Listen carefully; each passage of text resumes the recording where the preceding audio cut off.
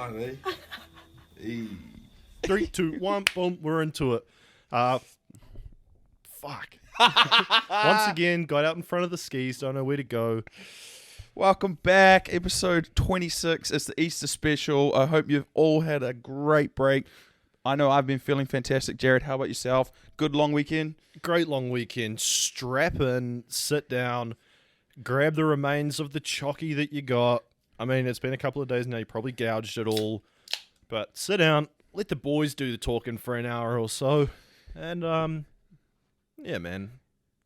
Yeah, man, because I've had one hell of a weekend. I've been back up north with my parents, with my family, my whānau, my older brother and his lovely wife. Shout out Garrett and Caitlin. It's been good, man. I've went up Friday morning. Not too much to say, really, apart from beers were flowing and, yeah, just a lot of family time. I mean, the weather was terrible. It was pissing down with rain. There's not much we could do. Nowhere's open, obviously, a lot of public holidays. But a few beers, a lot of sport, a lot of chocolate. A horizontal Easter. Yeah, it was good. It was good, man. A lot of family time. Must be tough after a hard week of ACC to finally get a break. Yeah, you know, and to be able to get horizontal for longer. It must feel really good. Dude, you know, I put in this hard work all week. That's it. Sitting on my ass, sitting down, playing computer games, and I was much rewarded with getting horizontal this weekend. Well earned. A real weekend to count the blessings. So, hey, I'll drink to that. Good on you. Cheers. About time you had yourself a bit of a break. Oh, so how was yours then, mate? I had a fantastic long weekend, man. I had a really good long weekend. It was nice to it was like grounding, you know? So we finished up on Thursday. We had Friday off. Got up Friday morning, no rush. Had myself a nice little sleep in. Packed the car. All it was, bit of food, mattress, tent. Yeah. Couple of bits of clothing. Shot down the line. Couple of rubbers. Yeah. We'll say that. Wee. No. So what? Where'd you go? Where'd you go camping? I went. Oh man, to somewhere down south. Somewhere just out of Whakatane called. Come on, internet. Don't fail me now. Ohiwa. Oh, that's the one. Ohiwa Beach. Ohiwa Beach. Yeah, looks nice. It was nice. Yep, that's the one. So yeah, it was. Oh, bro. Okay. Look, I don't mind sitting in the car. I'm a fan of driving. I'm used to doing the long haul. I've done quite a few long drives in my time. Yeah. But the fucking stop-start of the Southern Motorway made me want to put galvanized nails through my kneecaps. Woo! Yeah. Not even bright steels. We're going straight gals. We're going straight gals. Those things are going to be there for a while, and I need them to stay sore. And they will not rust. Nah, so, Sheesh. Yeah. We got the warning shot early from the ladies' pops, and he was saying, you know, he left a little bit before us, and he was like, mate, we've been sitting in this for fucking ages. Find a way around if you can. So we went down via the tunnels and then came out wherever they come out. And then shot across over the motorway, went off at East Tamaki, sat in it for a while, headed right out to Hanua, hit the dirt road for a bit, hit the gravel roads. Nice to see that end of the country, end of the Auckland. Auckland's its own country at this point. I mean, let's be honest. Yeah, it is. Jumped back in at Pocono, and it was pretty good from there. Nice. Yeah, got down there, had a look at our site, and kind of made a bit of a fuck up. So my truck, my Land Cruiser, right? I've worked. I've boxed the back out. It's meant for a bed. It's got the friggin' awning off the side. I've got the gas cooker in the back and everything like that. I've slept in it. Mardi Gras a couple years back. You know what I forgot, Andy, to go camping? Oh no, what'd you forget? I forgot to take that truck. And I took all the tools out of the work ute that you can't sleep in, and took that. And we had a tent. We had a great tent, but that was what we had. We had a campsite that took the piss. It was really big. and it was just this little 2-man tent with a mattress on the ground. And when I say that's all we took, that is all we took. Light, forget about it. Anything to cook, yes, there's a communal kitchen, but you want a snack, you got to walk down and make it. Shit. No Uber Eats out there. Nah, not in Ohiwa. Shit. How'd you forget the truck? It wasn't until we got down. Okay, so my thinking was the speakers in the truck aren't the best, and I wanted some aircon. I wanted some Bluetooth capabilities for the drive. I was only thinking about the drive. It's a more comfortable drive in the work queue. It's a newer car. You're getting soft, mate. You're too attuned to the Yeah, concrete jungle day-to-day life working in Auckland and technology. Yeah. I forgot to go back to my roots. Yeah. But it was once we got down there and we got set up and everything, we didn't need for much. Unlike some of the other people that we saw down there. Oh, So we pull up and it's kind of like a tiered campsite. Like there's like retaining walls and it kind of goes up the side of the hill for, everyone gets a pretty decent view of the ocean and everything. Nice. Some people are bringing down freaking caravans that look like they're from the future. We got blacked out things on like tour buses. Yeah. And I'm wondering how they finesse them in there. And then everything opens up and they've got everything and I don't know, the dog's got a kennel on the back and stuff like that. And it's just dads that are sitting there proudly that we were kind of joking. We were like, these are the people that have camped at every opportunity and every time they have a need for something, they're like, write that down. Yeah. So the next time they leave, they don't need anything. Yeah, well, they're the sort of people, though, that, that might be their house or that might be their batch and they just take it with them. Like it might be a case of their house might not be so, bougie and living in Auckland or whatever, but they go away every weekend in this expensive camper van with all the gizmos and gadgets that, and I stuff. respect it. It's just not what Jared does. And it's not what Jared had. No, I say that. I'm building a house on a trailer.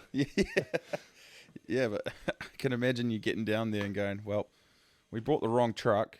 We don't have anything else. And then you're just seeing these guys pull up in the bougiest caravans from 2024. And man, I haven't stayed in like a campground for a while. Like we've got the batch, right? Like we go to the same spot all the time. So the change of scenery was really refreshing. It was a really nice part of the country. I haven't been down that way. It's a good drive, once you get it out of Auckland. Yeah, no, it was real nice.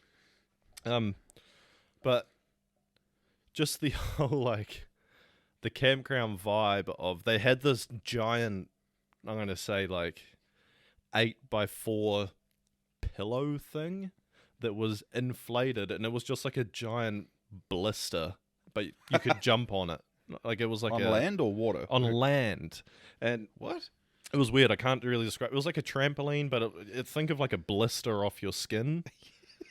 And kids were just all over it, jumping. And it was like this 35 square meter blister. Yeah. And we pulled up, and we pulled up kind of towards dusk, and it's just kids like, and I was like, holy smokes. Like, these kids... They don't have roosters down there, mate. Nah. These kids are going away knowing full well that in 2 nights' sleep the Easter Bunny's coming. Yeah. And they are like... They don't need chocolate. They were jacked to the gills on experience and new faces. Yeah. But there was like a social dynamic. Like we did a lot of walking around the campground and whatnot, and there was the group of like the 7-year-olds, the 8-year-olds that were just happy to be there, just sprinting laps, just literally time trialing the thing. A lot of scooters, a lot of push bikes, like a whole lot of kids like riding to the dairy. Or like the campground shop, they get there with their $2, they just throw their bike on the ground and run inside. And I was like, man, these guys are living their dream right now. Yeah, I'm getting some classic Kiwi camp vibes. Yeah, it was. Yeah. It was something I've been disattached to. But then there was the next level up, like the 12s, the 13s. Where they were hanging in the common room, the playroom, and they were cool. Like the girls were a little bit more mature, and the boys didn't know how to navigate it. And they were there, and they were doing they were all sitting there charging their phones. Parents probably told them they need to get outside a little bit more, but they're too cool to go in there, and the boys don't want to go swimming because their mum's going to make them chuck on a rash shirt. And To be fair, Easter times we start drawing the line on like maybe the water's getting a little too cold. I think that's like the cutoff for me is like when Easter and the Anzac rolls around. That's when I feel like summer's gone, time to move on to to winter. I don't know. For me that's the pinnacle. Yeah. Pivot, if you will. Yeah, fair enough. That's the same for me. Like on the other side of it, maybe like late October, early November. I'll look to swim again. I don't know. It's whenever you get the first sunburn at work, you're like, oh yeah, Yep. that's when right. the sock tan gets extra pronounced. Yeah. Really, this thing's. Been I here for know, 5 dude. years. Don't freaking make me start. I work inside now, and it's still there. So either my calves have become wicked, like they just take the sun in and love it, or my ankles just reject anything vitamin D related. I think it's like 5 years of it. You know, it's like a continuous thing. Even through winter, you're not going to get rid of it. And I'm someone that I hate like ankle socks. I don't wear them. Anyone else that wears them, fine, okay. You look like an idiot, but but my socks cover the ankle tan. The trunk. Yeah, the tan line anyway. One, because I don't want people to see the tan lines, and two, because they're way more comfy. Why wouldn't you wear them? Yeah. And that's not going to help, right? So when I'm on my day off, I'm wearing socks just as high as the ankle tan, and so it's just it's 24/7, 365. Oh man, honestly, trying to deal with the sock tan because I'm a barefoot. I'm in bare feet a lot. I wear my sandals, my sandalinis a lot. Can't stand bare Crocs. Yeah, but I am in a war against sock tan as much as I'm in a war against traffic on the southern motorway. I don't need the Galvies. Keep them in the penny. Yeah. But like when we're getting into summer, when the legs are starting to brown up, nothing else is. That'll be like Smoko's like, all right, socks off, feet out the window. Yeah. We're going to bless these puppies. But even on the weekend, and you're like, all right, I got to get some. It's the hard thing of like, damn, this is really embarrassing to show to people. But then the only way is for them to be exposed. Yeah. That's why I just keep mine locked away forever. Oh, man. No, the missus nailed it this year. She was like, got me a little bit of gradual tan moisturizer. I'm not afraid to say I chucked it on. Shut. Vast improvement. Oh. Yeah. You've gone up a shade, have you? Yeah. So you say the traffic was bad. How was it coming home? Breeze. So I don't know. It must be common law in the campground that everybody's got to be out by 10. Checkouts at 10, and right. So I didn't know it was school holidays. So I was assuming a lot of these families were staying on. Well, so we were saying like I said, to get the caravans into where they were, I could tell as someone that's had to freaking back a trailer into shitty spots more than once. I was like, this is going to take a while for these people to get their caravans out. And, I'll be caught with my pants down before I'm stuck behind this lot. So I was like, we're waking up at 6:30 and we are hitting the road. We were the first people out the campground. But we left our food in the communal fridge, so we had to pop a Yui and come back. Otherwise, someone was getting a bit of dirty burrito mix and some free pots and pans. Oh, okay. The pots. Yeah, it was like the pots and pans. I got that. If you'd left like a loaf of bread or a stick of butter or something, you count your chickens. Fuck that. Yeah. See you later. No, it was the pots and pans. It would cost more in gas just to get back there to pick that thing up. It was like the camping plates, the bowls, and everything like that. None of it was mine, so I was happy to oblige.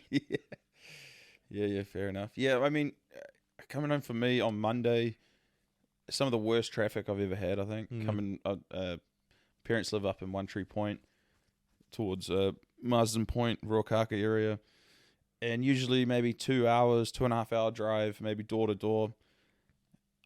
Granted, I did have to go all the way through to Auckland Airport domestic terminal and back home to Massey. It was a 4 hour round trip, and that sucked. That was probably the worst I think I've ever had it. It's not bad when you know, okay, from point A to point B is going to be 4 hours, but when you know, shit, that's a 2-hour drive, and then it gets made into a 4-hour drive. Yeah, you've got point A to point B and C. Yeah, and when you drive past point B to go to C, Yeah. and then you're like, damn, like that could have been me. Yeah.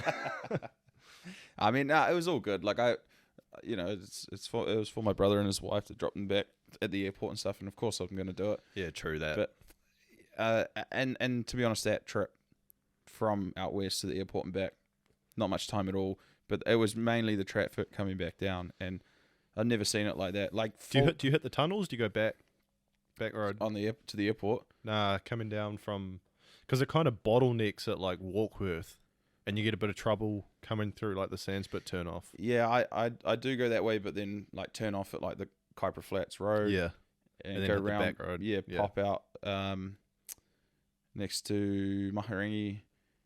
Okay. So I ride that thing all the way through to Kumeu. Yeah, no.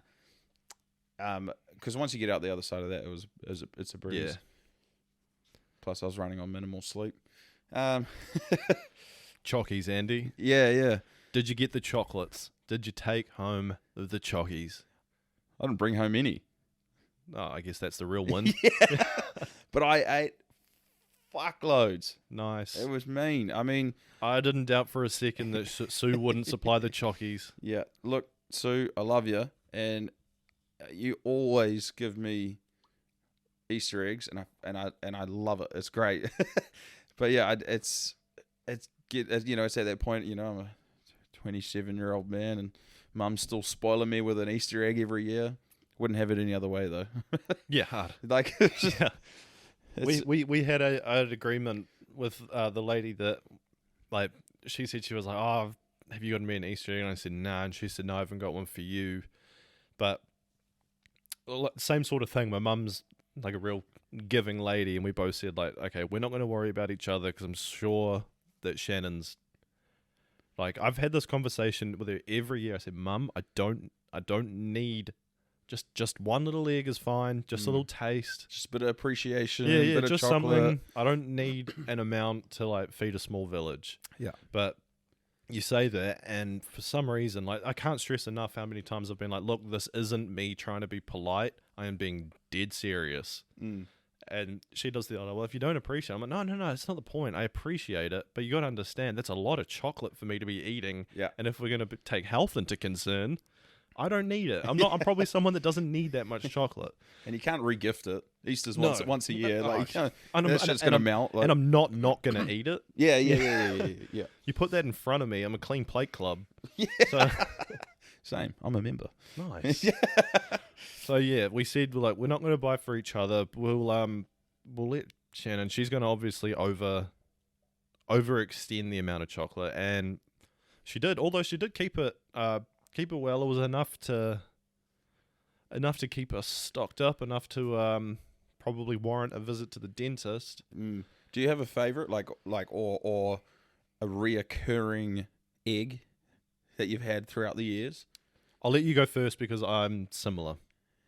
Yeah, I mean, the reason why I ask you this is because I've always, not always, should I say, that Sue always gets me a giant egg. It's more for the gift and buying into commercialism. It's more for like the grand gesture. Even these things are it's an infamous egg. Yeah, they're probably for like the worst chocolate, but like it's also that's not the point though. Yeah, exactly. I mean, and sometimes you can have normal chocolate at any time. I kind of like the bad chocolate. I'm not gonna lie, but I would always get the great white shark egg. And it's a staple. The triangle box with the open jaws and the egg with the red wrapping, the white chocolate egg. Yeah. Yes. That's why I let you go first. You threw up the lob. I'm slamming that home because I was the same until I got a bit older and I was like, I just don't need that much chalky anymore because it was that and then like a bunch of little ones. See, I probably didn't need that much chalky either as I got older, but I never told my mum to stop because it was, it's that time of year. You don't say no to free food. Yeah, you're making too much money. Yeah, Millers don't. And this year I was a little bit disappointed actually. The great white shark has now been discontinued. We'll take a quick moment. RIP to one of the greater eggs. Actually, don't quote me on that. I don't know if it's actually completely discontinued. However, Sue couldn't get it. However, there was an alternative. Same triangle box. Same red wrapping on the egg. Mm-hmm. To simulate the inside of a mouth? Yep. Yeah. Giant teeth, but it was a T-Rex. Nice. Green box. Nice. But it was milk chocolate this time. Nice. Don't know if they've been around for a while. They kind of seem like they would be like paired at the T-Rex and you know, if you want the milk chocolate or the white chocolate, they seem like they would be paired. Mm. But it was in the name. The Great White was the big white chocolate egg. Excuse me. And I ain't mad. The T-Rex was amazing. It was up there. What do you gravitate more to naturally? Sharks or dinosaurs? I like dinosaurs more than sharks. Yeah. Yeah, but I think the whole like, you know, like throughout Easter as well, like I'd have so much fucking chocolate that the Great White was good because it was a breakup with the white chocolate. Yeah. Different flavor and like it was it was so fucking iconic. A palate cleanser, if you will, for the sophisticated Easter tongue. Yeah. The Great White was a bit of a palate cleanser juxtaposed to the rest of the milk chocolate. Yeah, I mean, and pre Great White, I used to get the Easter Bunny one. Oh, the freaking 3-footer. You know, like the one that was Yeah. Like, those listening, you know, I'm holding my hands up to show you how big this fucking it's like thing 2 is. subways tall. Yeah. Yeah, it was big fucking Easter Bunny. You could get it white chocolate, milk chocolate, whatever you wanted, and that was the go-to originally. Yeah. No idea where they went. I don't know. Maybe the warehouse changed their brand. I don't know if they got a health star rating. Yeah. Yeah. Probably killed more people than COVID. Yeah. But so yeah, it moved from that to the Great White. And now we're on the T-Rexes. So, but Easter Bunny, like where did the Easter Bunny come from? What are we? How? Well, to my knowledge, How does the Easter Bunny tie into like eggs? Right. So I'm confused with that.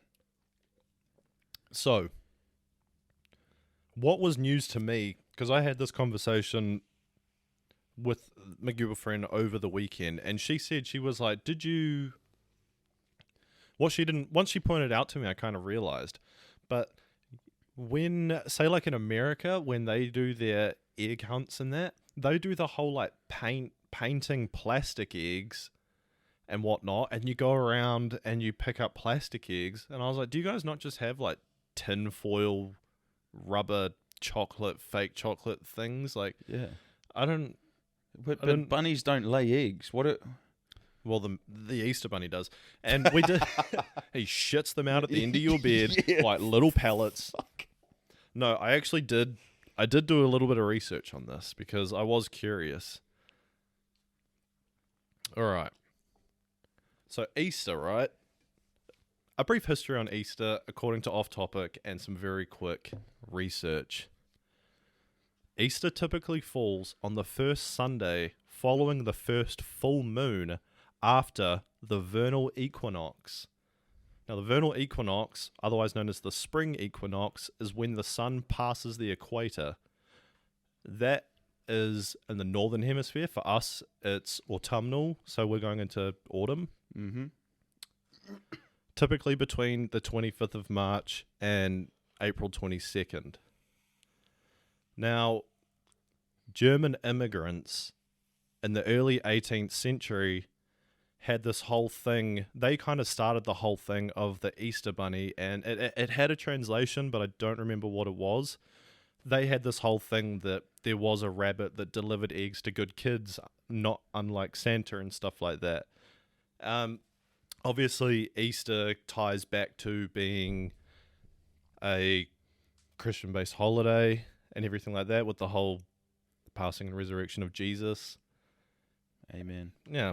And the rabbit and the eggs, well, not necessarily the eggs. The rabbit is something that is attributed to the Virgin Mary, because the whole saying, like, you know, fuck like rabbits, because they bred so much, people saw rabbits as a divine animal because they thought, man, they have a lot of babies.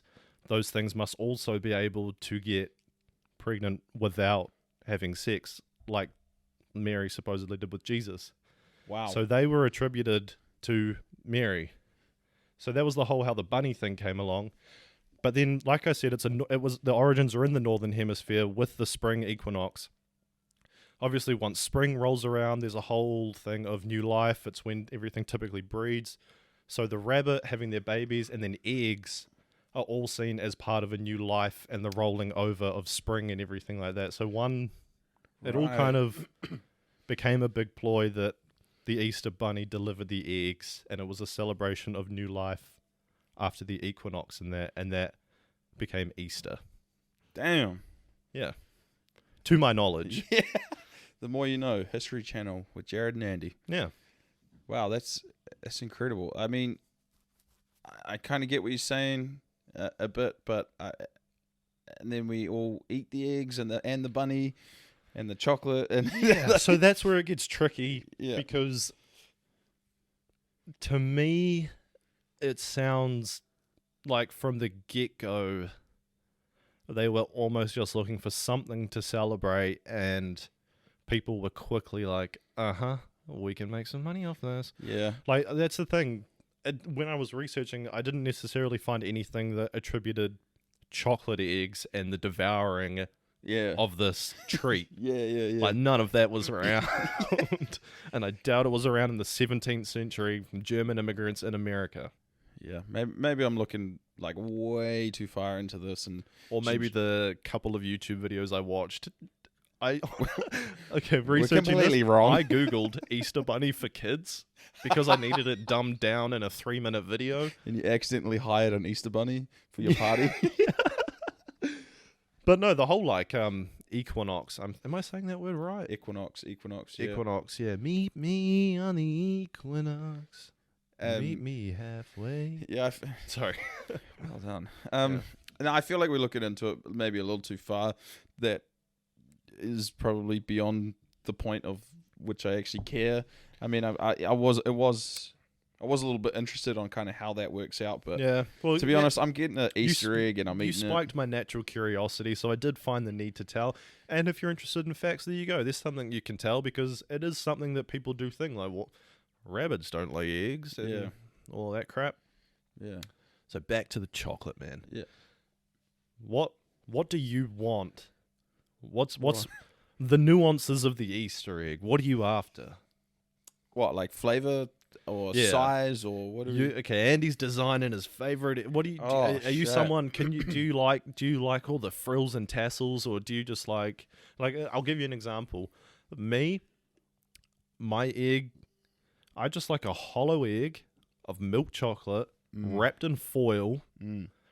A thin thing with sometimes it gets a bit thicker on the base. Yeah, with like a seam where you can tell it's been molded together. Yep. And it almost looks like dinosaur scales, like it's got like a hexagonal pattern on it. Oh, so you're talking like $2 shop Easter egg. That's what I love. Yeah. I don't need it to be freaking filled with gummy worms. I don't need it to come with a side of fries. I don't need like a toy to be in it. Yeah.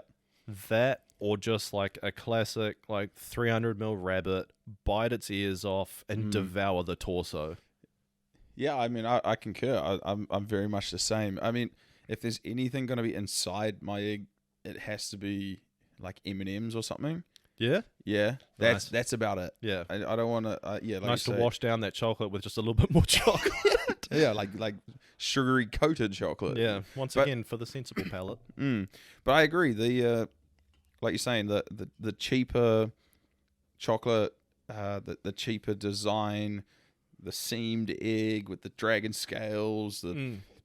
Dragon scales, that's a good way to put it. Yeah, well, dragons lay eggs, don't they? Yeah. And then when I'm eating it, like I've got a certain technique. Yeah, well, you know what I mean? Like, you take the egg, and you can't take it. Like, it's the size of these eggs. You can't take a bite first up. Yeah, it's not possible, right? Nah, So you've got to get into this thing somehow and start accumulating chocolate.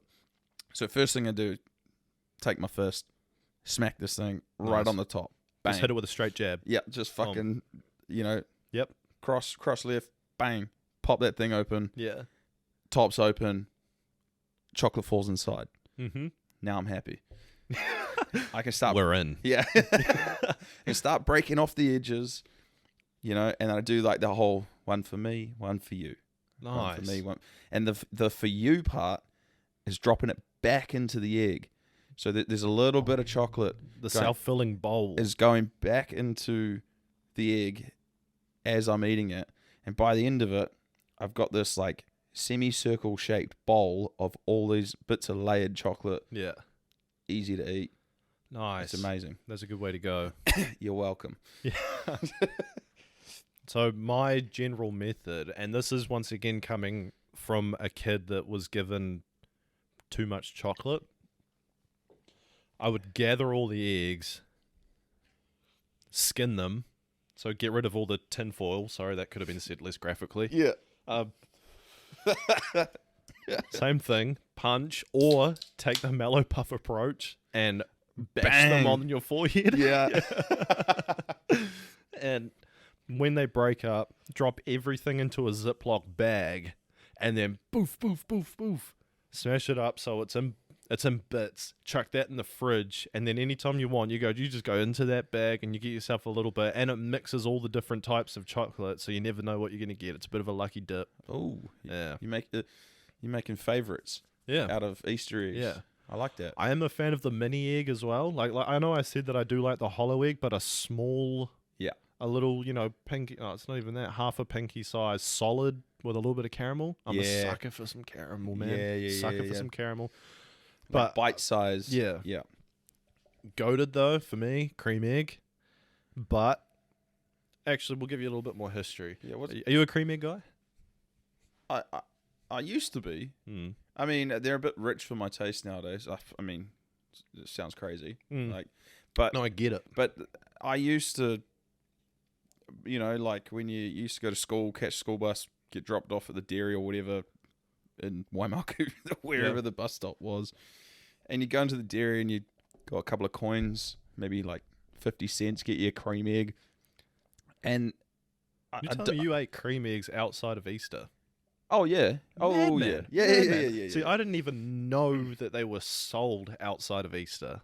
Really? I don't think I've even had them during Easter. They were just, for me, they were just a year-round thing. Damn, chalk and cheese. I have.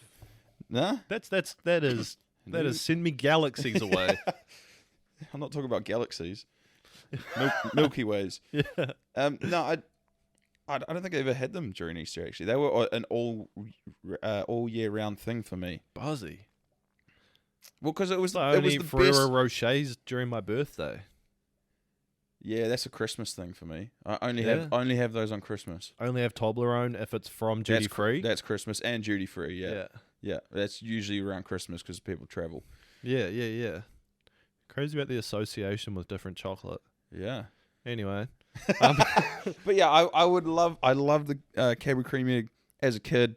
As you get older, way too much. Well, it got weird. It got to that weird, like, dare I say, jizzy kind of opaque color. Yeah. Yeah, it was no longer caramel inside. It was like it still had it always had that like sweet, but it doesn't. Okay, so that was another thing. When you asked me about the whole Easter bunny, Easter egg thing, I also wanted to know what happened to the cream egg, because it's common knowledge that something happened somewhere along the line and everybody remembers them better than what they are now. Something changed. I'm going to read you. They've gotten smaller. I know. That's the only thing I've noticed, apart from not being able to eat them without rotting my teeth away. I'll read you an excerpt from an article. Nice. Cream eggs were manufactured in New Zealand at the Cadbury factory in Dunedin from 1983 to 2009. Been there. Nice. Cadbury in New Zealand and Australia went through a restructuring process, with most Cadbury products previously produced in New Zealand being manufactured instead at Cadbury factories in Australia. The Dunedin plant later received a $69 million upgrade to specialise in box products such as Cadbury Roses, and cream eggs were no longer produced here. The result of the changes meant that cream eggs were instead imported from the United Kingdom. The changes also seen the range of cream eggs available for sales decreased. The size also dropped from 40 grams to 39 grams. So I was thinking about that, though. I was like, it is a noticeable difference. It's like how they made the... You ain't getting a gram of food past me. Yeah. It's like when they tried to change the circumference of the Pringles lid and everybody noticed. And they're like, suddenly my hand doesn't fit in here. It's not because you've been scoffing Pringles. The response from New Zealanders was not positive, with complaints including the filling not being as runny as the original New Zealand version. Yeah. Boom. Wow. I mean, do you think that could be because they might have to freeze it on the way over, or? No, I just think it's one of those things that it's just different overseas, whether there's different uses of like different types of sugar or different manufacturing Definitely different processes. types of dairy, because obviously New Zealand's known for dairy farming and known for the cow titty juice. Yeah. The That's girls. one way to put it. Yeah. And that would be a direct result to the chocolate industry, especially like something like cream egg. So I can see why, but damn, they really dropped it a gram. Yeah. Assholes. Yeah. Well, it didn't go past you, Millhouse. No, I was aware. So how we're happy on the chocolate chat. I've still got a little bit left. I've got a couple of mini cream eggs to wash down. I did it last night. I had myself a nice green curry. I started watching some telly, and it wasn't until I was laying in bed thinking, oh, I could wash this down with something sweet. And I remembered I had my Easter egg still untouched on my bedside table. Yeah, I mean, I'm not someone that... I'm a savory kind of person. So day-to-day life, I'm not so much like big on the sweets. But when Easter rolls around, yeah, you know, I'll pack it in. Nothing's off limits. Yeah, but I'll bad day to be an egg in the Miller house. Yeah, but I'll purposely make sure I finish them all because I don't want to bring them home and then have them in the household. That's the whole thing I tell my mum. The whole conversation I used to have was like, I'm going to have to eat these in 2 days. Yeah. I'm going to have to be scoffing chalky. I'm going to feel like shit. Yeah, Christmas is real bad for us as well because that's when the Terry Choc oranges come out. I mean, last Christmas I got 5 of them. I didn't finish them till March. Nice. So, I mean, not complaining. I mean, but it's one of those things. There's no way I could get through 5 Terry's Choc oranges on Christmas Day. No way. Sorry, I was dealing with something. Should we talk some sport? Yeah, bring it in. All right, man. What'd you watch? Well, you told me that you had... I was off the grid, man. I was off the grid for the weekend, so... Yeah, sport was good. I watched a bit of NRL, which we can get to in a minute, on Saturday night. Few good games. I think the Sharks Storm game was superb. But again, we can get to that. And then Sunday morning, we had the FA Cup final, Liverpool Man City, and Liverpool managed to get the dub 3-2 over Man City and go through to the final playing Chelsea. Mm-hmm. Very happy in the Miller household. We all got up in the morning, watched it Sunday morning, which was fantastic. Rolled into the UFC straight after that. Bilal Muhammad. Yeah, watched a few fights. Watched Bilal put everybody to sleep, actually. Yeah, remember the name, remember the fight? Nope. Yeah, remember to set your alarm. And then, rolled into the Warriors. Again, more NRL, and I think the Dragons Knights game after was actually a bit more entertaining. Yeah. And, and then again this morning, Liverpool... Liverpool's been... Are they, like... correct me if I'm wrong, because I haven't been following the season or anything. Have they clicked into another gear recently, or is it... They did have a bit of a lull mid-season. At one point, they were 13 points behind Man City, who were in top place. We've just taken that this morning. Congratulations. Thank you. Well, City play tomorrow morning against Brighton. Come on, Brighton. Right. But, so Liverpool they've won the Carabao Cup. They're now in the final against Chelsea in the FA Cup. They've now just taken the lead in the Premier League and now in the semi-finals of the Champions League. They're looking at doing the quadruple. They beat Manchester United 4-0 this morning, which is absolutely amazing. Oh, Sorry to mate. anyone else that's a United supporter. Some of the football pages I follow, like obviously Man United, they got a huge following, whatever. So a lot of the comments were to do with them. There wasn't as much as there was people praising Liverpool. There was 10 comments of just saying like, "They're shit." Oh, United! Like I'm a United fan. We need to sack this season off, and we'll just worry about it again next season. This was in front of Sir Alex and everything. This is atrocious. Yeah.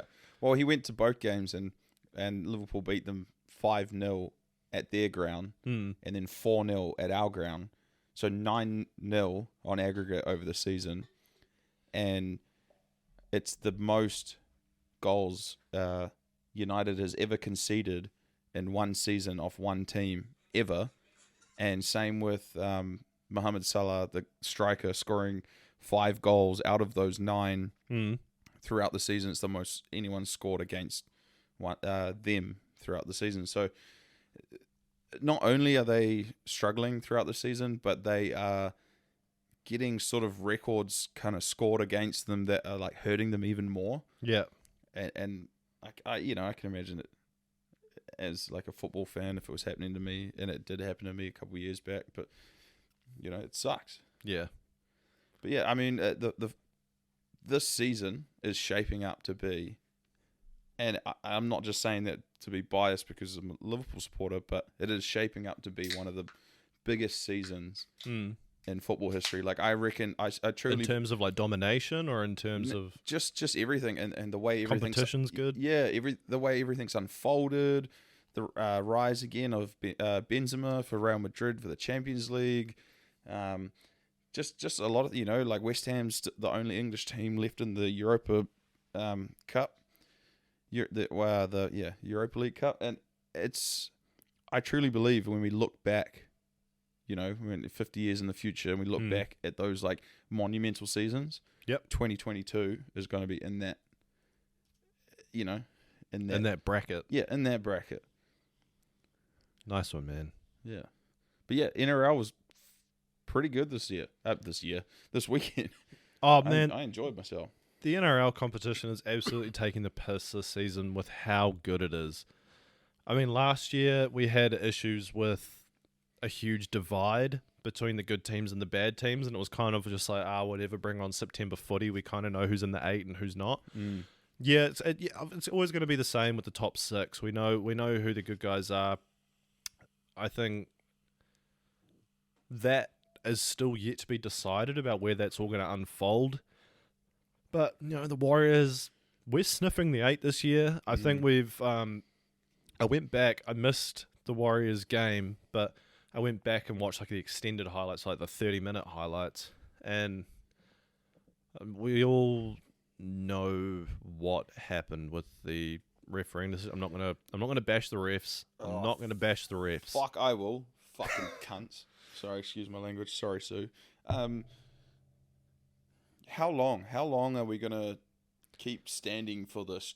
The rubber fucking shit. Just give us the rubber, the green a couple of times. But it's unbelievable. The one that got me was the Tedesco thing. So Tedesco, he didn't get sent off.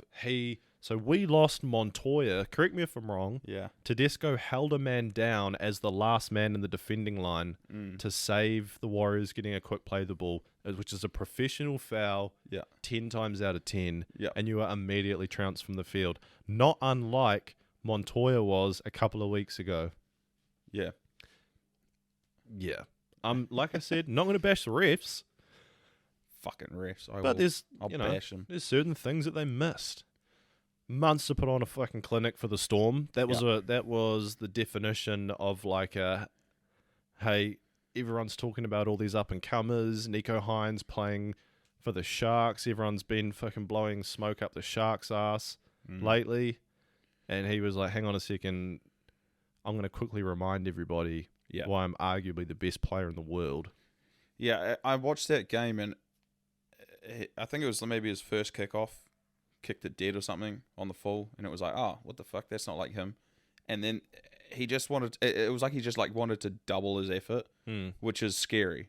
Yeah. Because like him putting in normal effort is like world class, and he did that. It was like fuck, like he made a mistake early in the game. He's a big game guy. And then it's Look at those Queensland versus New South Wales games. Yeah. Like he's the reason why they won. Yeah. So, and as soon as he realized he's like, I made a mistake here. It's like, and to be honest, if he didn't make that mistake and he didn't double his efforts, I reckon the Sharks could have won. That's what I'd heard from other people, was that Because- if Munster wasn't on the field, Yeah. there's a big chance that they're not walking away with the chocolates. Yeah, I mean the Sharks played an amazing game. The first half was for both teams was probably some of the best footy I've watched in a long time. Yeah.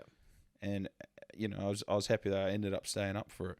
They had number 4 for the Sharks. Is it Talakai? No idea. Yeah, left side centre. Yeah, Big dude. Yeah. Big dude, strong ball runner, fancy footwork, light hands. And he's got it all for someone of his size, which you don't usually see. First season playing centre as well. Yeah, and it's scary. He's playing well. So yeah, rugby league did get a little bit of an anniversary today, and I was just quickly trying to look it up online. I can't find the exact date, but I did see something online saying that today marks the anniversary of the first day of competition of the NSWRL, which is New South Wales Rugby League, which would later become, through expansion, the NRL competition. And I think it was 1908. I can't find the date, but I think it was 1908. Shut. So, happy birthday to the NRL, my favourite competition in the world. Wow. Yes, Big statement. It is, yeah. You looking forward to the Anzac Test? Well, not Test, sorry. No, sorry. they sacked the Anzac Test off. Anzac game, shall I say? The Warriors Storm is the equivalent nowadays. I mean, how much longer can we believe the rhetoric of like, the Warriors are the Storm's bogey team? Yeah. Like, I'm pretty sure we've had 40 put on us for like the last 5 years. Yeah, every so often we might win a grudge match, but then every other so often we lose like 40 points, and we're like, it was just a game, but we're still the bogey team. Yeah. But I don't know. We still believe. Yeah. I mean, the Storm... I was listening to another podcast, and they were saying, like, how... Like, it's kind of getting fucking old how good the Storm are for this long. And I've just finished reading a book, actually, called The Three Ring Circus by John Perlman. And it's a book that talks about the whole... I think I've talked about it on the podcast before, like the 1997 to 2003-ish era of the Lakers, the whole Shaq and Kobe thing. Yeah. And they were talking about going into the third season, especially the fourth, but it starts getting talked about in the third season where nobody wanted them to win anymore. Everyone was just sick of them winning. And the same kind of things with the Storm. But like obviously they don't win every year. It's not like they've won 3 in a row or anything. But man, that system's perfect. Yeah. I mean... Don't fix. I mean, what's the saying? Like, don't fix it if it's not broken. Yeah. Like it's that sort of thing. Like they've got that system down. Yeah. To the point where if someone retires or someone leaves or whatever, they know the person that needs to fill that position. And they're not just going to fill it with someone.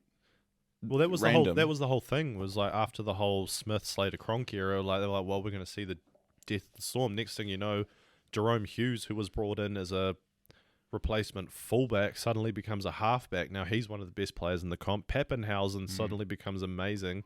Yeah. They signed Xavier Coates. Justin Olam's come out of friggin' Papua New Guinea and he's barnstorming everywhere.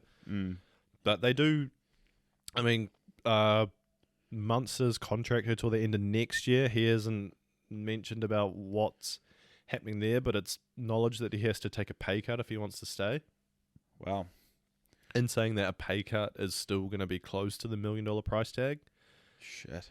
That's But big the in whole the thing league. was kind of like, is he going to go to the Dolphins? The Knights just announced today that they've re-signed Kalen Ponga to a 5-year, $5 million deal. So that was the other cash cow that they kind of had. So I'm assuming the Dolphins are going to throw the fucking kitchen sink at Munster now. Who makes it no secret he wants to play in Queensland? Yeah. I mean, what the Storm do well for me is they've always had this good mix between Kiwis and Kangaroos. You know, they've always had that little sprinkle of a few Kiwis with good head on their shoulders that from the get-go that adapt to their system and their style of play. And they've always done that, and they've done it well.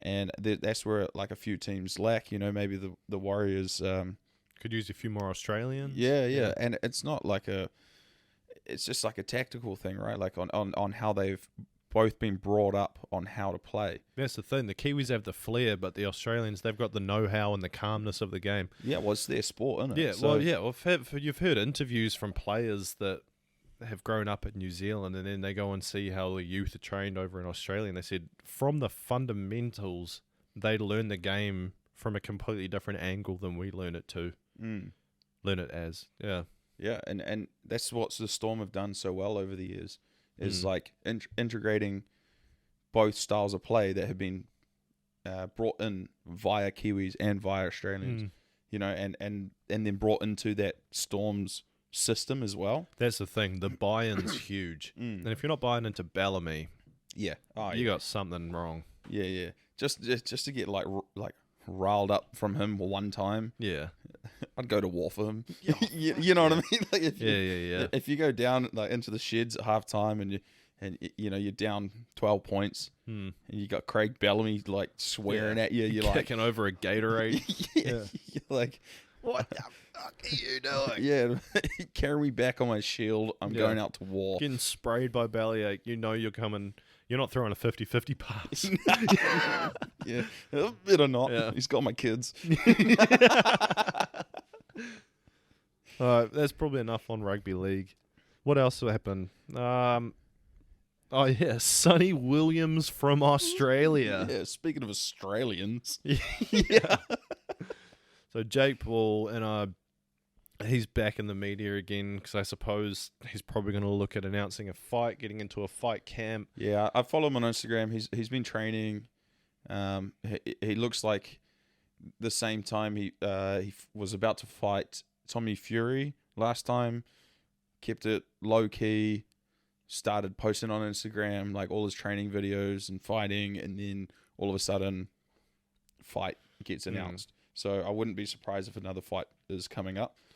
So he released his hit list as such, and so Michael Bisping, UFC commentator, former middleweight champion, kind of gave him shit and said, you only call out non-boxers and retired fighters, to which Jake Paul replied and called out Michael Bisping. Yeah, which just proves Michael Bisping's point. Which I didn't get at all. The America. dude has one eye. He's like in his 40s. Yeah. He can barely get in shape. I listen to his podcast a lot. So that's why he's calling him out. Because he wants Michael Bisping to take the bait. Yeah. Because Michael Bisping's right. He only calls out retired fighters and ones that he knows he's probably going to beat. I mean, it's not a bad business move, but he's a fucking dickhead for making it. Yeah. Yes. Yeah. You know? I think, but also on his list was, like we said before, Sonny Williams from Australia. And if you're not picking up on the piss take that we're doing, it's Sonny Bill Williams. SBW. Don't fight him. Who? Are you saying a Jake? I don't want Sonny Bill to fight him. Like, I'm not. I don't. What, scared that he would lose? No. Oh, like I would hate if he lost. And you can't. Like, I was on the boat that Tyron Woodley would smoke him. I was like, the first time, I don't know what to think, and then the second time he got clipped in that. But you know, Tyron Woodley's lost freaking 16 rounds in a row now. I mean, look, the internet's always going to make controversy around Jake Paul, like the whole like Tyron Woodley. Ben Askren and all these fighters and stuff. I did not expect him to beat Ben Askren. I mean, to lose to Ben Askren. Yeah, I mean, there's always going to be speculation around like whether it's rigged and all this shit, blah blah blah. But to see one of our own go out there and fight him, and if he was to lose, it's kind of like, because I don't see Sonny Bill's a nice guy. That's the thing. I don't see him going and. Do you really want to see the Jake Paul circus? Going against a man that is currently going through Ramadan, a proud Muslim man with kids from New Zealand. Yes, he's based out of Australia now, but I don't think Sonny Bill would get on the media circus. Like, he replied, and he was kind of like, hey, I'm not going to freaking take the bait and all of that, but just know that you can get it if you want it, kind of thing. Yeah. But it was like a respectful thing, but there's not going to be this whole media circus that Jake would try and have. And No, I mean, look, if that ever happened, like, New Zealand get ready to go to war, because he's not just going at Sonny Bill. He will try to tear apart New Zealand as a country, as a culture, as he will, because that's what he does, right? He tries to rile up as much as he can just to get views and sell paper, nice of him to actually call out someone of stature, though, like a boxer, at least. I credit Sonny Bill as a boxer, and he's pretty good. He showed in his last fight. Sure, he was fighting. Please get his name right. Yeah, I know. And his country. Yes. Sonny Williams? That doesn't sound as cool as Sonny Bill. Yeah. It's called the Sonny Bill. For a reason. Yeah. Imagine getting Sonny Williamed. Yeah, Sonny Williamed from Australia. It sounds like I just got my freaking windows cleaned. Sonny Window Cleaner Williams. Fuck, but I mean, if you're in Sonny Bill's position, do you take the paycheck? I mean, like, Sonny Bill Williams has more money than he knows what to do with. Sure, that takes him into the... He's rich by New Zealand and Australian athlete standards. Yeah. But, like I said, I don't know. That was like saying, but going back to Kalen Ponga, taking $5 million for 5 years, that's one of the bigger contracts being thrown around. Like, the $1 million player thing. That's peanuts to like pay-per-view boxers in America. Or football players. Yeah. Getting $100,000 a minute or some bullshit or whatever they do. Yeah. But, I mean, correct me if I'm wrong. I don't know if you can correct me with this, but like with his newfound Muslim religion and everything, isn't like trying to chase money and all that kind of against their religion. It's more about... He's kind of said that with this whole boxing thing, like Sonny Bill kind of announced, he's like, this is my last hurrah. I've jumped around, I've done what I want to do, super successful athlete. If people still want to bag Sonny Bill Williams at this point, you're a moron. The dude has proven time and time again, and if you want to hang around for some controversy in 2005, then... whatever, man. I don't have time for it. But you're right. It is probably the last sport that you can do as an athlete. That's the thing. A heavyweight naturally has a later career. Yeah, or as like an athlete like himself, not like a tennis player or a golf player or something. It's a solo thing that he could probably still do in his age. He said, I'm going to do one more run. I want to get a few more fights, and then when that gets a pin put in it, the Sonny Bill era's over. And then he's going to go into commentary. The next here he is. He does. He works for a streaming Stan Sports. I don't know what they do. Well, he already did but with, was it Fox Sport or Channel 9? Channel 9 maybe. Yeah, he already did a bit of that. And which I enjoyed. Like, it's great to see like all of these old players, old sporting athletes coming through and now being the commentary, because it's the best case scenario. Well, we grew up watching them, and it's across multiple sports now for myself. We grew up watching them play, and now and the commentators at the time, we didn't know who they were, and obviously we got to know them, and then you get to see the highlights on YouTube, whatever, and then now they're all coming through as commentators or media themselves. We don't just need a play-by-play of what's happening anymore. It doesn't need to be told to us like radio. We need to be inside the players' heads, which is what former players allow you to have like via the commentary. But it's also the trust, right? Because we watch them play and we know how they play, and we learnt that. And now when they're saying it, we start to understand. It's like, okay, it must be true because we know how good that player was. Yeah. When he's saying it, we agree. Yeah. When an ex-player say, they might have just got a try scored against them, they need to go down the field, they need to do this, this, and this, and you're like, bingo, that's exactly what needs to happen right now. Yeah, because we've seen them do it. Yeah. Or when they're in a huddle, and then they're like, oh, he's probably telling him this right now, and you're like, he would be. Yeah.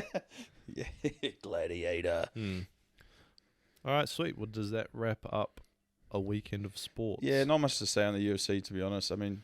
And that was a fight night card. It wasn't even a pay-per-view. It was. I can honestly say Bilal Muhammad's fight was the only two guys that I knew really on that card. The rest of them, Yeah, I haven't looked at the card. none of them were ranked. There was no major kind of movement or No anything. shake-ups. Yeah, it was. I mean, Sucks for they're Vicente Luque. I really rate that dude. Seems like a really nice guy. there probably was a few upsets and things like that, but in terms of any movement and rankings or anything like that, it was a bit of a no-show. Yeah. Well, they're not going to do too much. They got another pay-per-view in 2 weeks, so Oh hell yeah! they don't usually do too much in the weeks going and like either side of it. All right, man. For our next part, we got talking when we were kind of when we met earlier in the week, and we were talking about what happened over the weekend and everything, and I was telling you about how my partner was gifted this game from my mum, and I think it was at Christmas or for her birthday or something like that, and it was like it's kind of like a rude Pictionary, and we all went down, we walked down the beach, we took a couple of bottles of wine, took a few beers down. There was like a shack that people had made on the beach, and there was a table and chairs set up there, and we went down there, we hung up a light, and we were like, all right, we'll play. When they say it was rude, it really lived up to it. It was really rude. So there was an initial thing where, like I said, it was Pictionary. Someone had to draw, and you were allowed to jump in. You got a certain card, you got a certain amount of cards, and once you play that card, you're allowed to pretty much butt in and guess and take the turn, right? Yeah, right. And her dad was drawing, and he was drawing a skeleton and a penis, and the usual jokes went around, and they were like, oh, is it Boner. Is it boner? Is it dickhead? Is it stuff It wasn't like that? boner? Nah. And I knew exactly what it was, but it was like, am I really going to say this to the dad-in-law? And I leant over to the lady, and I was like, I know what it is. And she was like, just say it. And I was like, fuck, okay. And to play your card to interrupt, you have to say cock block. And I said cock block. Eyes on me, and I was like, Yeah. Excuse me, sir. yeah. Cock block. Cock block. It's skull fuck. And he looked at me and he was like, yep. And his partner said to him, she was like, oh, I've never even heard of that. What does that mean? And all of that. And he kind of shrugged his shoulders, and he was like, oh, I don't know. And then she was like, how do you know what it was? And my answer was, I was like, sitting next to his daughter. And I was like, I don't know. It was just a really good drawing. And the same kind of thing happened again, right? She, The lady. she did the same sort of thing as me, but this time she absolutely shot out in front of it. So not all of them were as rude as that or anything like that. Someone was drawing, and they drew a stick figure peeing into like a cylindrical object, and she... Oh, I want this game. Yeah. I love her. She's competitive, and she jumps in and she yells, "Cum bucket!" Oh. And everyone looks and they're like, "No." And she shrinks into her shell, and we were kind of like, "Oh, it was peeing in a pool." And oh no! I was like, "Damn!" But it got us talking about times you've blurted out something, you've overcommitted, and you've just gone tits up. You've absolutely cooked it. Oh yes, I've had many a time of absolutely overcommitment. I mean,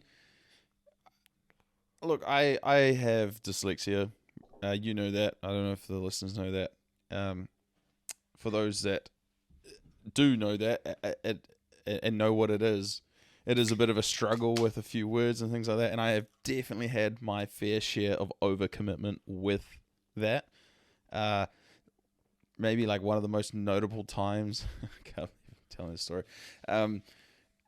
At high school in English class, there was like an overhead projector, like there was the OHP. Yeah, like no, they didn't like hang from the ceiling or it's not on. Yeah, no, I know exactly what you're talking about. There was no phones or laptops or anything. It was this thing that beamed light, and you had to slide the the seat Slides. yeah, whatever it was. I can't even explain what it is. Hmm. An overhead projector, and it was an advertisement, and it was in English, and we're learning different things about advertisement. I don't know. It was Form 4 level.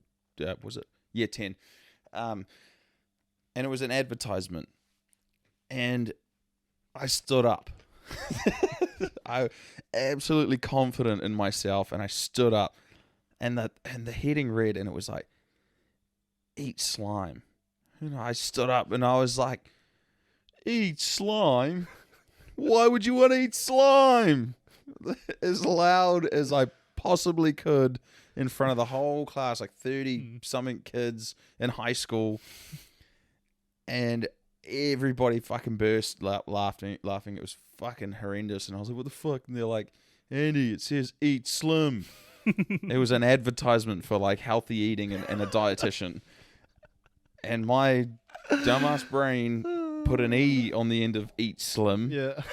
And I read that as eat slime, so I completely overcommitted. We're studying ogres. And yeah, I just to the whole class, and that stuck with me for another 4 years through high school. Of just eat slime, Andy. It was like, shit. Yeah. Get off the bus one morning, get hit with like a face full of moss. Yeah. Eat slime, Miller. And you're like, no, I'm eating slim, I swear. Yeah. It was bad, and it's not the only time. Like I remember, I was driving home from work one day, and I saw this truck with a personalized plate, and I was like, "Yo, that is fantastic!" And I pulled out my phone, went to Snapchat it to the boys, and I was like, "Oh, look, his number plate says pubes," and I was like, "That's hilarious!" Like confidently sent it off to the boys, and that's when you know it's bad because you sent it out into the world. There's no correcting it at that point. Yeah. And a reply came back pretty quick, and they're like, while I was still at the traffic lights with this truck, and they're like, "Andy, that says pubs," and I was like, "What?"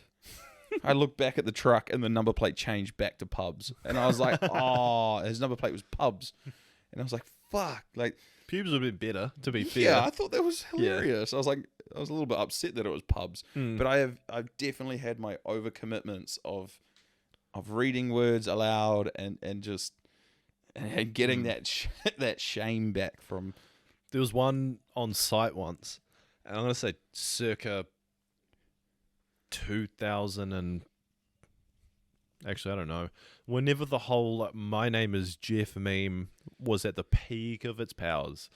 And My name is Jeff. Yeah, that. And I was walking around site, and it was just stuck in my head, and it was a Saturday, but there was like quite a lot of people on site. It was just us and the supervisor, and we were driven out to Pocono, and I was walking around site saying it. Finally, the supervisor, he's working next to me, and I'm looking at him, and he was kind of laughing, but he kept looking at me all like, kind of like, and I was like, this guy's in on the joke, I'm sure of it. And I was in his face, and I was like, "My name is Jeff, and my name is Jeff." And I just it was like, I'm not one to take the piss, but this thing was like the funniest thing I'd ever heard at the time. Monday rolls around, I get an email that got forwarded to me, and it was like, "Hey, just letting you know, Jared has been rude on site. He has been taking the piss. He wasn't wearing a hard hat. He didn't have a high vis. Sincerely, Jeff." And it turns out the whole fucking time I was saying that, looking at this man dead in the eye, thinking that he was in on the joke, who obviously wasn't. He was a 40-year-old man. His name was fucking Jeff. Oh. And I had to walk into his site office the next day, formally apologize. I pulled up the video on my phone, and I was like, "See? Like the video." He did not give a fuck. Oh, he's going to get that for the rest of his life. Oh, though. yeah, exactly. You were just the catalyst Hey, of blame your mother. of the beginning. Yeah. Like someone had to break the fucking ice, Jeff. Fuck. Man. Yeah, fuck. I mean, I've definitely had another sort of one that I can recall. I mean, do you remember when we were playing I think it was PlayStation 2, at Connor's house, and it was like some Yeah, snowboarding bro. game. It was or something. it was SSX on tour. We had dragged the TV outside and all the couches. We had a few billies. Yeah. I mean, it is 4:20 right now. Oh, the, yeah. the 4th of. I mean, the 20th of April. The 4th of the 20th, 22. Yeah, so it's 4:20 today, and a bit of a 4:20 story. We'd have a bit of a session. We were playing some snowboarding games on PS2, and everybody's like leaning towards the TV, because the cords for the PlayStation 2 controller go all the way to the TV, and everyone's like leaning forward and stuff, and we're like real fucking kind of. Me and you were nestled in the corner. We I were was right out of next it. to you. It's Yeah. like a long couch, but like a big 3-person Yeah. couch, and there was 4 of us on it, but we were like over the other side, and they were like, "Andy, you want to turn?" And I was like, "Hell yeah!"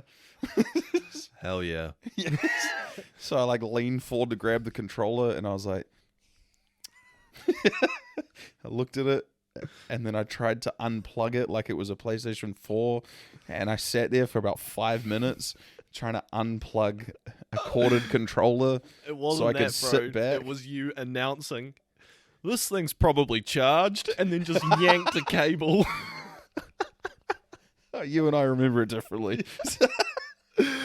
Because like you peeling yourself off the couch, it's like the rock back, and then this thing's probably charged, and then just yank at a freaking corded controller. And it did not unplug, and then I think the boys laughed for a good half an hour.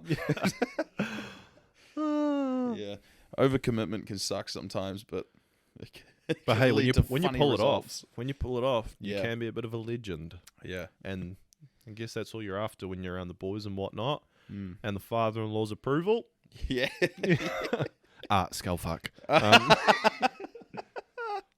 right, Mr. Miller, what is your yuck for the week? Ooh, my yuck. Listen, I haven't had much of a yuck per se. I'd say the continuation of last week. I mean, I'm off work, which again, don't get me wrong, it's been nice to be off work, but still trying to get this ankle sorted. You know what? No, here you go. Here's my fucking yuck. Being on being on hold with ACC for an hour just to fucking get some shit sorted. Yuck. Yeah. You got a soundboard over there? Yeah, I didn't say that. I pressed a button. Yeah. Just look,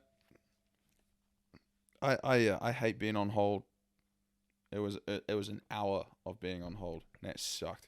That does suck. Yeah, but I got what I needed out of it. So My yuck for the week, man.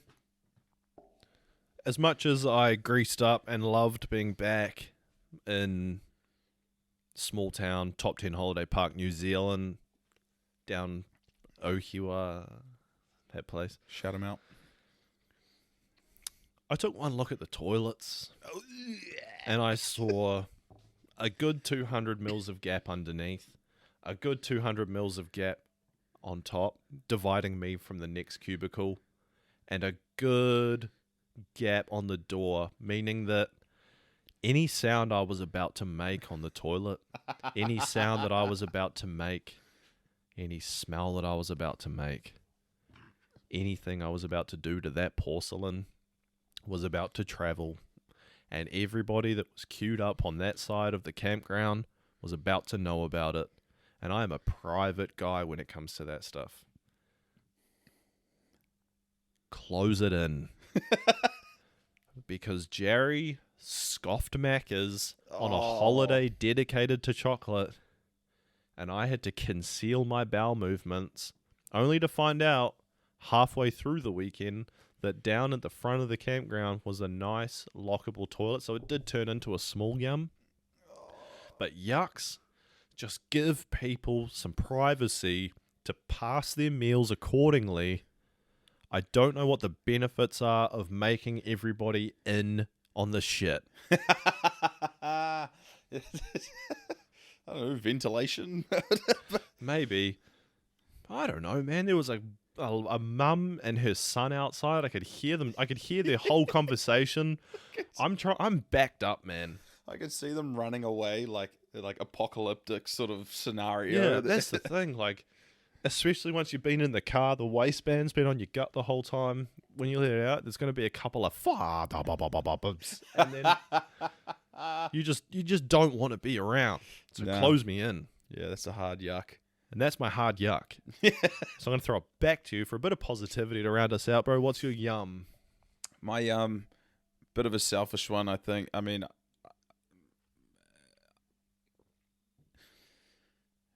again, my whole family, we're all big supporters of Liverpool, big supporters of football in general, and we won the semi-final on Sunday morning. It was probably one of my favourite Sunday mornings of all year. Just waking up, having a coffee, watching a footy, winning the FA Cup semi-final, into the final.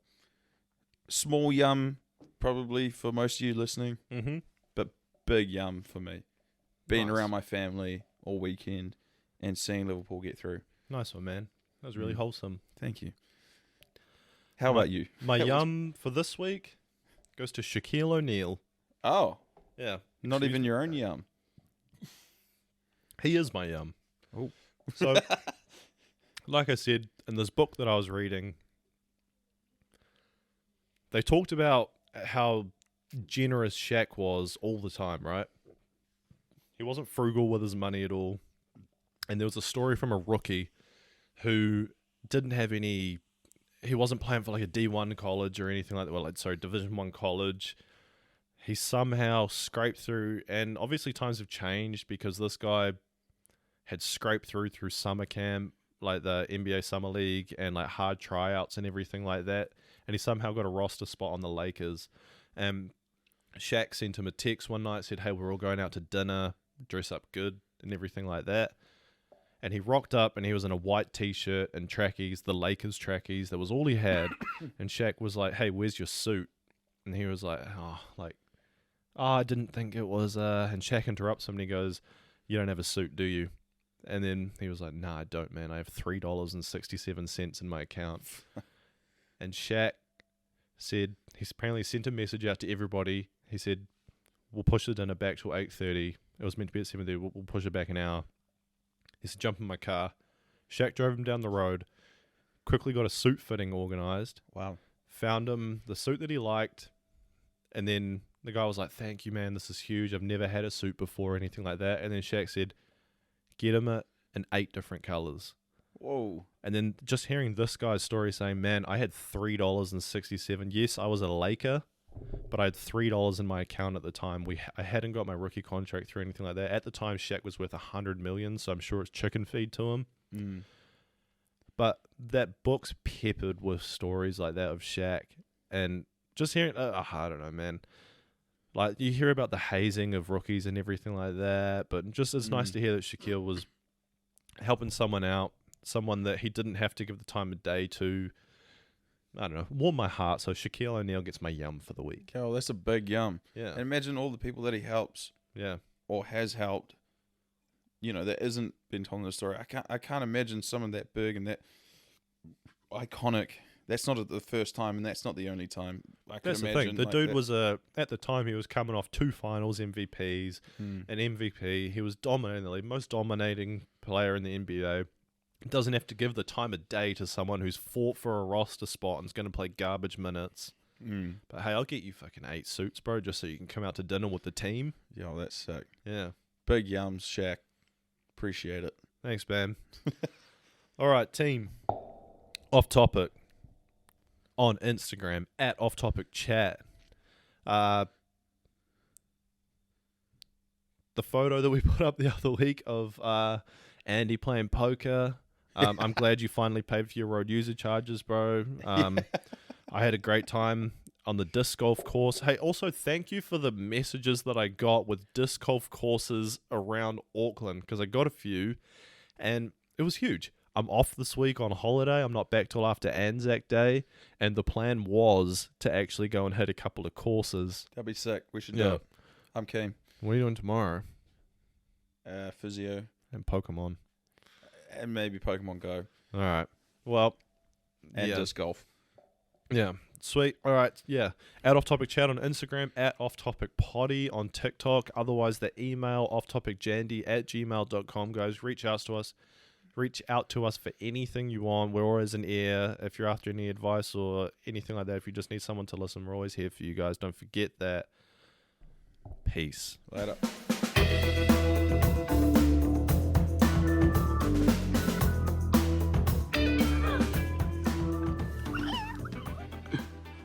Good night, eh? Hey.